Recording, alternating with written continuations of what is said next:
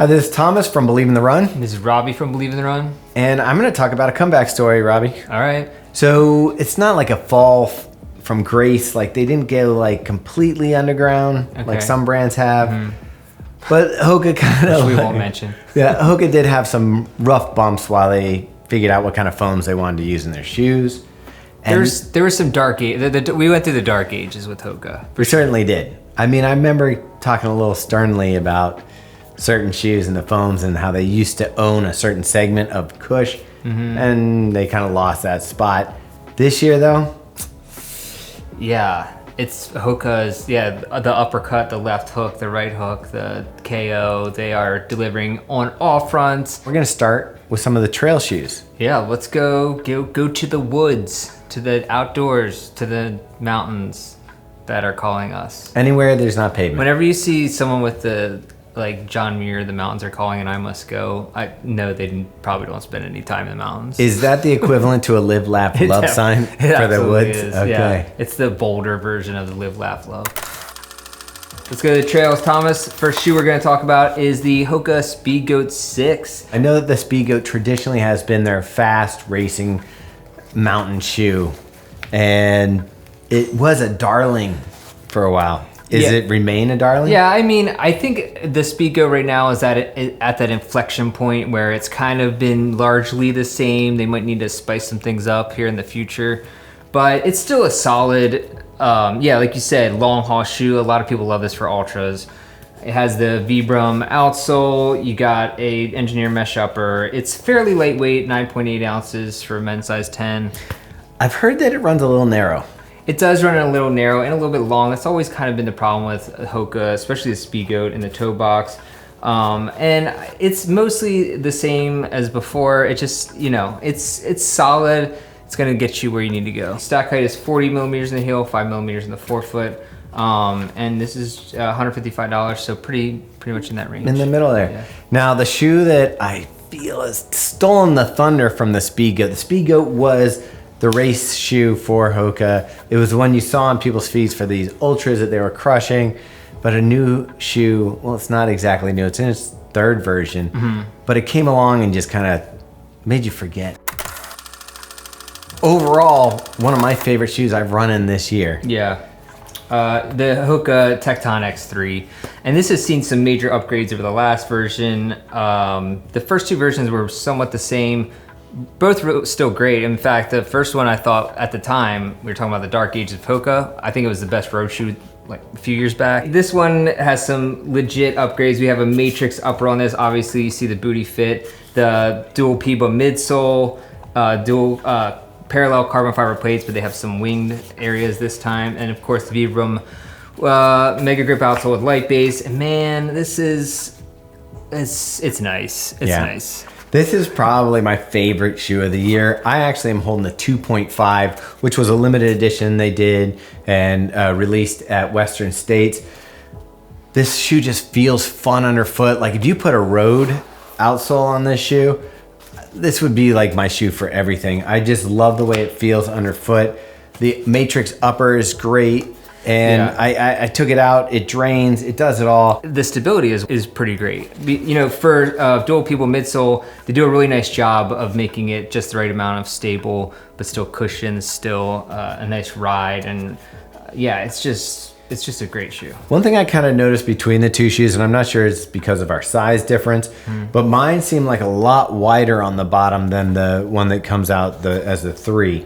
And the rubber placement's a little bit different. Okay. Another thing I thought was a little dangerous that they seem to have fixed in the 3 was this is all exposed PIBA, and you can see there's like a chunks came out of it when I got into the rocks, but that looks like it's pretty much covered right there, as a matter of fact. Yeah, I think your version may have been a little bit lighter for that reason. But anyways, speaking of the weight, we have a 9.1 ounces, 258 grams for US men's 9.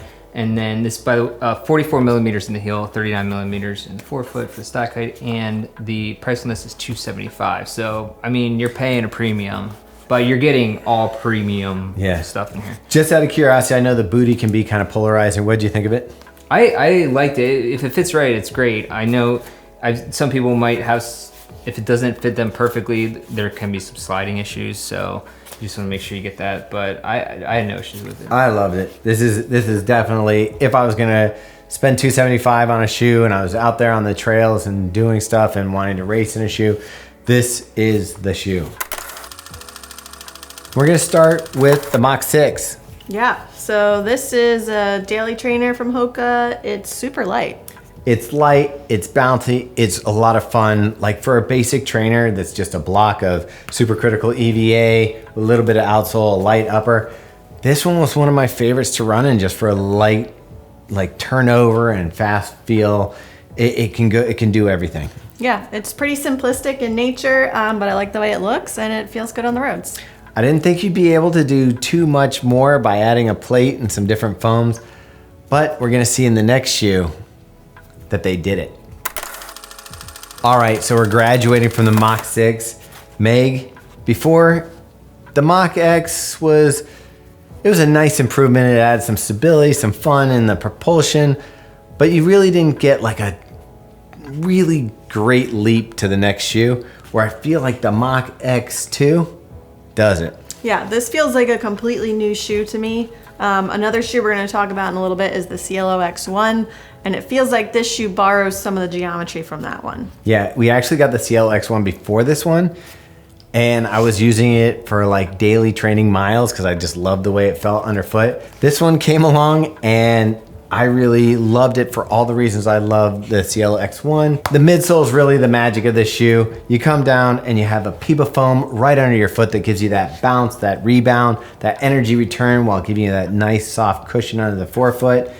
In between the two foams here, you have a P-Bax plate. It works though, it's not the most rigid. You can see it's still flexible. And then you come down to a supercritical EVA foam here in the heel. Still got that layer of PIBA back here. Altogether, this is a really nice combo for a smooth, comfortable ride under your foot. Yeah, I loved everything beneath the foot in this shoe. The only complaint I did have was this heel collar here. It just doesn't fit right and it kind of creates just a not secure lockdown. I actually enjoyed this shoe so much, I just figured out some lacing tricks and made it work. So it is just a fun shoe to run in, but there is that one downside to the upper. Yeah, the upper is actually sort of a race-like upper with this nice mesh, very open. I did have the same issues with Meg with the heel counter. It just doesn't lock down the heel. I felt like I got a good enough lockdown on the forefoot that it didn't really bother me once I got running. And once it kind of broke in, my heel did sink more into the back, which made it a little less noticeable, but it wasn't gone. All right, Meg, the next shoe in the lineup for Hoka for those miles and miles that you're gonna enjoy, it's the Skyward X. Yeah, so this was a brand new shoe in the lineup. I didn't know it was coming. We didn't even see it at TRE. It just showed up on the door one day. And I loved it so much that I actually did a 200-mile review on it because I put a ton of miles on it. This one really is one of our favorite Hoka shoes this year.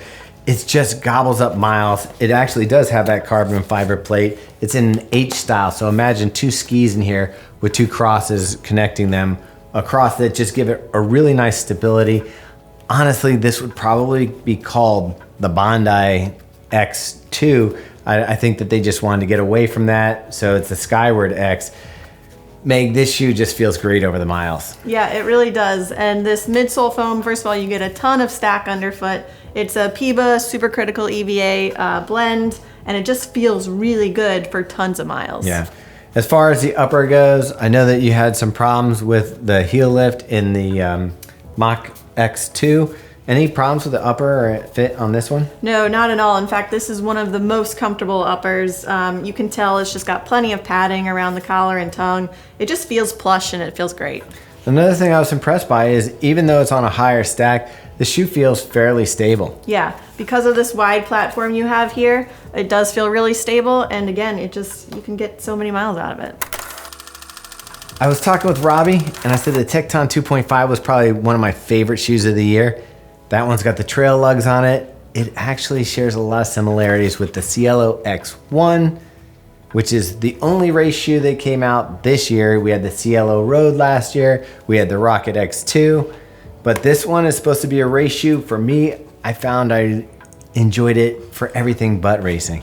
Yeah, so it's a race shoe in the sense that it has all of the properties of a race shoe. You've got 2 layers of PEBA foam. You've got a carbon fiber plate. Winged Carbon fiber plate.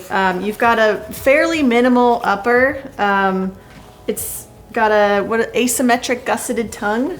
So it's fairly light in its build in the upper, but it does feel more like a trainer than race day. Yeah, the weight of it and the way that it rolls through the stride kind of put it back a step for me, but I ended up loving it so much. I did so many daily miles in this, just regular easy runs, pickup runs, everything in this shoe. I just love the way it felt underfoot. And this is the one that I did in my extended review of. I did over, I think, 100 miles and came back and reviewed it again. It just feels great. The PEBA didn't die. I can't say enough about this shoe. Between this and the Tecton 2.5, I got roads and trails covered. Yeah, I think one thing that Hoka really did this year that stood out for me is the shoes are just fun to run in. Like, you get excited to lace these up. They're bouncy, they're fun, and while this was designed for race day and we didn't use it for that intent, it's still one of my favorite shoes. Yeah, it definitely also fell into that category of your legs feel fresh after running in this, no matter how many miles you ran. Meg said it's the X factor, it's the fun factor. These fun, I mean, you put them on and you want to run, and there's nothing better than that in a shoe than one that makes you want to get out day after day and kind of rack up those miles. So for that, this one's a contender for me for road shoe of the year for sure. Yeah, I loved it. The only one thing though, these laces, I don't know one person that was like, yeah, I like the laces. I didn't replace them. They don't stay tied. We like to do our reviews. We like to do with the stock equipment. We don't put insoles in. We don't change out laces or anything like that. If this was my own shoe and I was using it, maybe even for racing, then I would definitely switch out these laces. Yeah, I have to agree, but otherwise, very fun. All right, that wraps it up for the Hoka shoes this year. You know, the easiest way to find out what we're doing at Believe in the Run is head over to believeintherun.com. You'll get a little pop-up that says, hey, sign up for the email. That email comes out once a week, lists all our reviews, and has any events that we're doing. So it's really easy to stay in touch with Believe in the Run that way. Meg, any other things you want me to do? Yeah, you can also find us on Instagram, Facebook. We have a Strava group. And like Thomas said, believeintherun.com is where you'll get the newsletter. You can also find in-depth reviews of all of the shoes that we talked about today. All right, go ahead, like this video, share this video, and subscribe. And we'll see you next time. Bye.